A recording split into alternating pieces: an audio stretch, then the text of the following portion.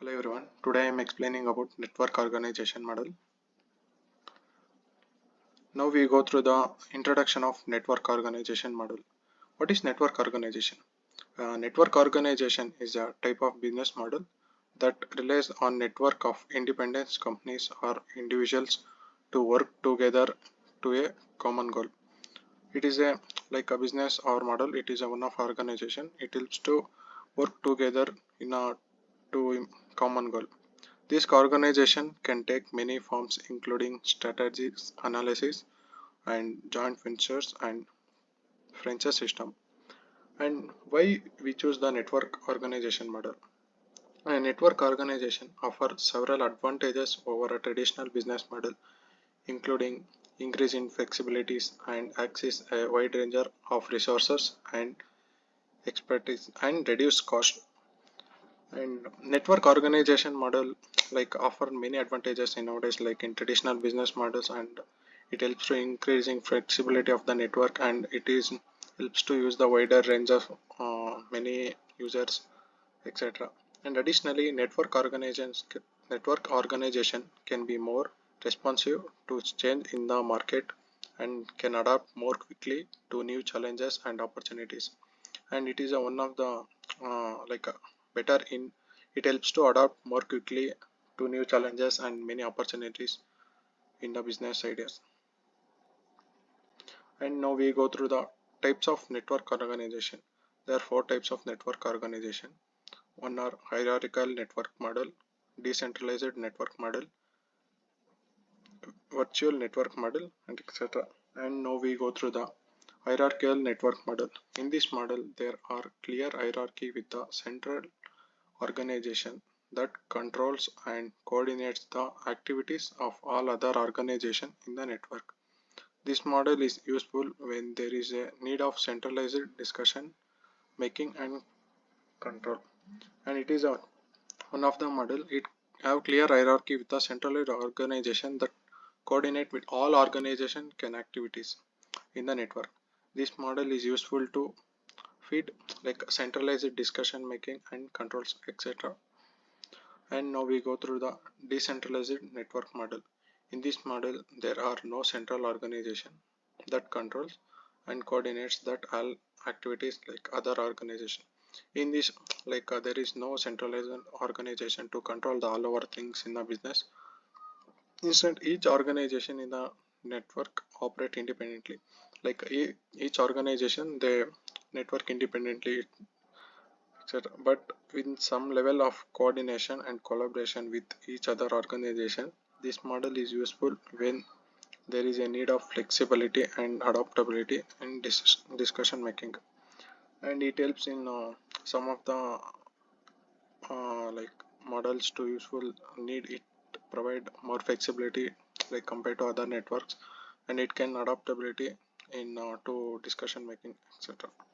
And now we go through the frustrated network model. In this model, there is a central organization that coordinate the activities of all other organizations in the network. But each organization retain a high degree of autonomy. This model is useful when there is a need for both centralized coordination and decentralized discussion making. This model is a combination of it helps to useful when both centralized and decentralized discussion making model. And in this, it is handled by a central organization model, but it coordinate the all activities of the all other organization in the network. And now finally we go through the virtual network model.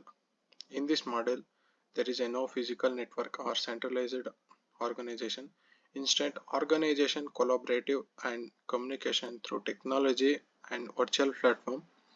This model is useful when there is a needs of global collaborative and communication when physical proximity is not necessary. And in this model, there is a no physical network or centralized organization like other models. And in this model helpful when we need to use global collaborative and communication without any physical network necessary. That time the virtual network model will helpful. And now we go through the how to implement a network organization model. Implementing a network organization model can be a complex process, but it can offer many benefits to business. Here are some of the steps we consider implementing a network organization model. And implementing network organization model, it is a one of a complex process. Like compared to others, it is a one of complex process, but it can offer many benefits to the users. And now we go through the what are the benefits it will offer. Define the process and goals of the network. Before implementing the network organization model, it is important to define the process and goal of the network. This can be help ensure that network is aligned with overall strategies of the business and help guidelines to discussion making. It will be like it will predefine the purpose implementing the network organization model. Before implementing, we can know all the things like what we want to define and what are the goals after we define in this network. And it will identify the stakeholder. Identify key stakeholder. Identify key stakeholder is an important step in implementing a network organization model. This stakeholder can include employees, customers, suppliers, and other partners, and is important to engage the stakeholder in this process to ensure that the network is designed to meet their needs and expectations. Like in this we can before and we will identify how step by step we want to implement and how much needs we want to require, like employees and customers, and how to manage all the things like suppliers and other partners. And these are the main things we can know here. And now we go through the design the network structure. And design the network structure is a key step in the implementing a network organization model. This involves determining the role of responsibilities of each member of the network, as well as rules and procedure to code the network operations.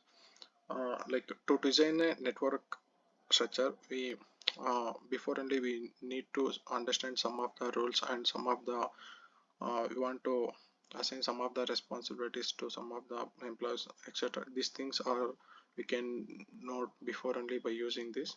And finally we go to the established communication and collaborative process. Established communication and collaborative process is essential for the success of the network organization model. It involves in developing methods for sharing information and knowledge, as well as mechanism for resolving conflicts and making discussion. This helps to like we will provide a good communicative and collaborative process to the from one organization to another organization. It will helps to develop a good network quality, and it will helps to share the information and knowledge, as well as mechanisms involving like some of the discussion making, etc. This was about network organization model in network. Thank you. Thank you for watching.